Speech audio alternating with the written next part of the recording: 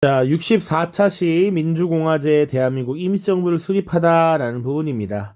선생님의 필기노트를 통한 강의에서는 임시정부의 수립, 그리고 임시정부의 활기를 되찾기 위한 한인의 국단의 활동, 그리고 이동 시기에 결성된 한국국민당의 내용, 그리고 충칭에서 정착된 이후의 내용까지 다 살펴봤습니다. 이것도 프린트에는 쪼개져 있어서 여러분들이 뒤에 올라오는 강의들을 쭉 잘 확인을 하시길 바래요. 일단 이 프린트는 가급적 순서대로 진행을 하겠습니다. 자, 이전 차시 진단 평가입니다. 1번 탑골공원에 모인 학생과 시민들이 독립선언서를 발표한 이후에 만세 시위를 한 운동은 바로 3.1 운동이 되겠죠. 3.1 운동은 일제의 통치 방식에 영향을 줘서 무단 통치에서 이른바 문화 통치로 바꾸게 되었습니다. 자, 그 다음입니다. 이제 개념 정리, 임시정부의 수립부터 초기 활동들 쭉 살펴보도록 하고요. 국민대표 여기까지 나와 있습니다. 1번입니다. 개념 정리. 여러 임시정부의 수립. 자, 3.1운동 직후 여러 지역에서 이런 정부의 형태를 띈 임시정부가 많이 수립이 되었다라고 하는 것이고요. 그래서 대표적인 것이 3개가 있습니다. 연해주 지역에 있었던 대한국민의회라고 하는 것. 1919년에 결성이 됩니다. 3월에.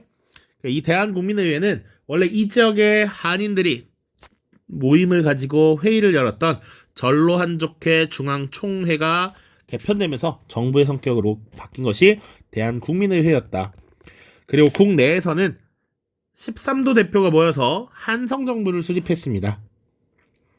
그리고 상하이에서는 상하이 임시정부가 수립되었는데 이후에 이것들이 다 통합 논의가 이루어졌죠.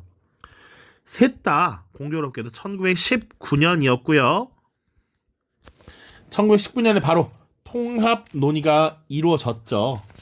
자, 그래서 1919년 9월에 통합된 임시정부가 수립이 돼야 버립니다. 겠죠? 자, 그래서 통합정부는 기존의 한성정부 강요를 중심으로 새 정부를 조직했고요. 그래서 어떤 표현이 나오기도 하냐면 이 한성정부의 정통성을 계승한다라고 해요. 왜냐면 한성정부에 있었던 사람들 그 조직들을 중심적으로 활용했기 때문에. 그래서 대한국민의회와 상하이 임시정부는 우선 해산하고 통합된 임시정부를 어디에 둘 거냐라고 했을 때 상하이 지역에서 둔 것이죠. 출범 보시면 무슨 활동이 유리한 중국 상하이에 지금 임시정부를 통합해서 출범시켰다라는 것이죠. 그럼 왜 중국 상하이가 임시정부의 외교활동에 유리했느냐? 자, 중국에서도 가장 내에서 외국 공사관이 많았어. 외국 공사관이 밀집되어 있는 공간이었다. 그리고 활동의 자유가 좀 더 보장이 되었습니다. 외국 공사관, 외국의 조계지가 많아서. 자, 그래서 여기 참여한 세력들은 어떤 사람들이냐? 우리 민족의 독립, 민족의 국가를 형성하는 데 힘을 쓰는 민족주의 계열뿐만 아니라 사회주의 계열도 참여를 했다. 특히 한인사회당이 대표적인 사회주의 계열 단체죠. 1918년 연해주에서 만들어졌고 이끌었던 것이 이동희였습니다. 이동희. 그러니까 이 사회주의 세력을 받아들이고 우대하는 의미에서 이동희를 사실상 이제 국무총리로 임명하는 이런 모습들도 나타나죠. 그래서 실력 양성론, 외교 독립론 등 서로 다른 이념과 노선의 독립운동 세력이 모두 참여했다라는 것이 큰 의미가 있습니다. 자, 체제. 대통령제를 채택했는데 일단 대통령이 누구를 선출했다? 이승만을 선출합니다. 그러니까 임시 대통령이라고 돼 있지만 결국은 이제 대통령으로서 역할을 쭉 수행하게 됩니다. 그리고 국무총리는 이동희를 선출했고요. 이 대한민국 임시정부의 체제 중에 가장 중요한 것은 삼권 분립에 기초한 민주공화제였다라는 것이죠.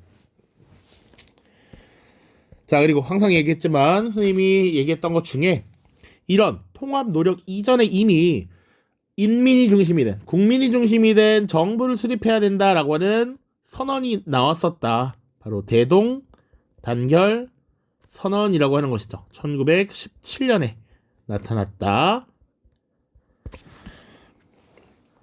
자, 요거까지 같이 기억해 두시면 되겠습니다. 그러면 통합된 임시정부는 어떤 활동을 했느냐? 독립운동 자금을 확보하고 국내 세력 간의 연락을 추진하기 위해서 연락망을 구축하죠. 연통제와 교통국을 조직합니다. 조금 면밀히 구분하면 연통제는 행정조직이야. 그래서 임시정부에서 명령을 내리면 행정을 집행하는 기관이야, 원래는. 그리고 교통국은 말 그대로 통신을 하는 기구인데 실질적으로 크게 막 구분하기는 어려움이 있죠.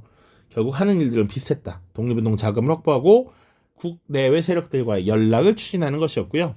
사회 문화적으로는 독립운동 자금을 마련하기 위해서 독립공채라는 거 발행했습니다. 그래서 독립하면 나를 되찾으면 갚아주겠다.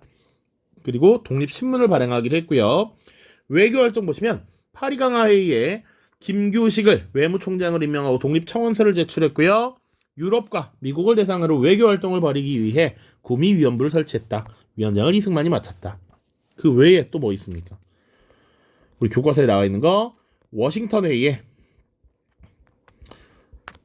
이제 인물을 파견해서 우리들의 독립 요구를 하는 독립 요구서를 제출했죠.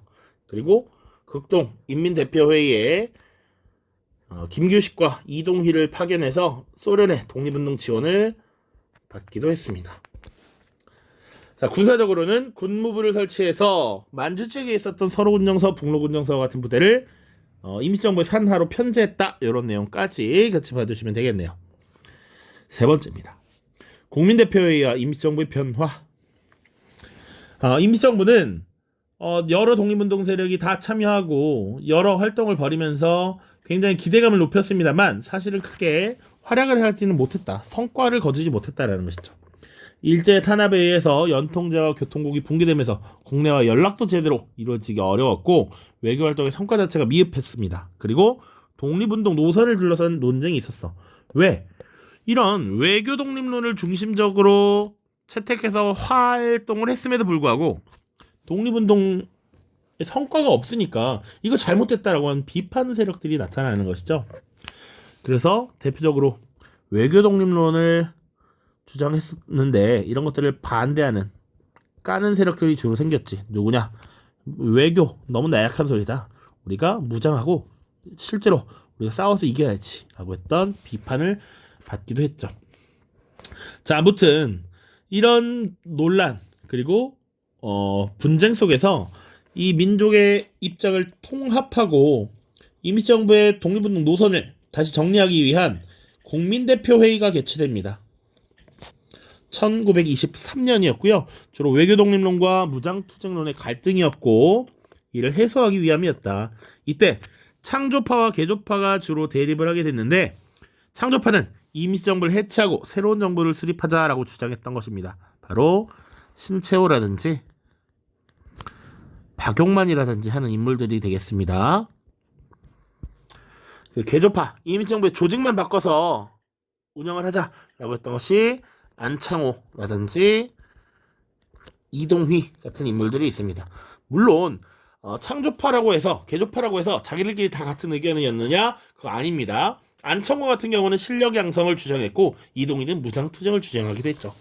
그리고 또 여긴 언급되어 있지 않지만 아니야 조금만 더 해보자 기다려보자 분명 성과 나타날 거야 라고 했던 현상 유지파가 있었죠. 대표적으로 김구 그리고 이동영 같은 인물들이 있습니다. 자, 아무튼 결론을 내리지 못하게 되고요. 창조파와 개조파 대부분이 임시정부를 이탈하게 됩니다. 그 이후에 임시정부가 개편이 되는데 위임 통치청원을 제출했던 이승만을 탄핵하고 박은식을 대통령으로 추대했고요. 이 박은식은 헌법을 고쳐서 국무령 중심의 내각 책임제로 개편합니다. 이것은 결국 한 명에게 권력이 집중된 대통령제를 폐지했다라는 것을 의미해 집단 지도체제로의 전환을 의미한다.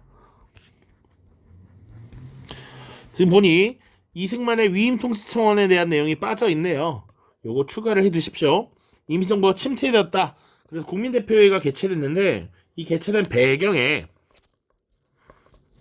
이승만이라는 당시 대통령이 위임 통치청원 제출을 했습니다. 국제연맹에 일본으로부터 우리를 벗어나게 해주시고 국제연맹이 우리를 통치해주세요 라고 하는 위임 통치청원 제출이 있었고, 무장투쟁론자들이 이를 문제 삼고 회의 소집 요구를 했던 것이죠. 자, 자료학습 보고 마무리하죠. 다음 자료를 보고 빈칸에 들어갈 알맞은 말을 써보자. 자, 임시헌법이고요.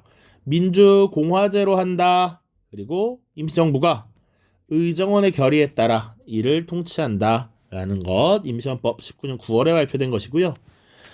3.1운동을 계기로 복벽주의는 사라지고 민주공화제 형태의 독립국가 수립에게 대세를 이룬 결과 대한민국 임시정부는 민주공화제로 구성이 되었죠. 그리고 대통령제를 채택했습니다. 그리고 삼권 분립 제도를 채택했다라는 것이죠. 그래서 임시의정원이 입법부가 되겠고요. 국무원이 행정을 담당하는 기구고, 그리고 법원이 있죠. 이게 사법부가 되겠습니다. 2번입니다. 다음 자료를 보고 빈칸에 들어갈 알맞은 말을 써보자. 신채호는 항일 무장투쟁을 보다 효율적으로 하기 위해서는 만주나 연해주로 가서 임시정부를 대체할 새로운 조직을 만들어 무장투쟁을 주장했고요. 임시정부를 대체할 새로운 조직을 만들어 투쟁해야 된다라고 주장했던 신채호입니다. 창조파입니다. 안창호는 임시정부는 민족의 대표기관이야. 이걸 없애는 건 문제고 체제를 개선해서 임시정부를 활성화시키는 것이 옳다라고 했습니다. 자, 그래서 독립운동 노선의 통일과 방향을 모색하기 위해서 1923년 국민대표회의가 개최되었어. 그래서 신채호 중심의 창조파와 안창호 중심의 개조파가 대립했는데 결국 이 대립을 해소하지 못하고 회의는 결렬되었습니다. 여기까지 됐죠? 다음 영상에서는 이제 1920년대 무장독립투쟁 다루도록 하겠습니다. 고생 많았습니다. 안녕.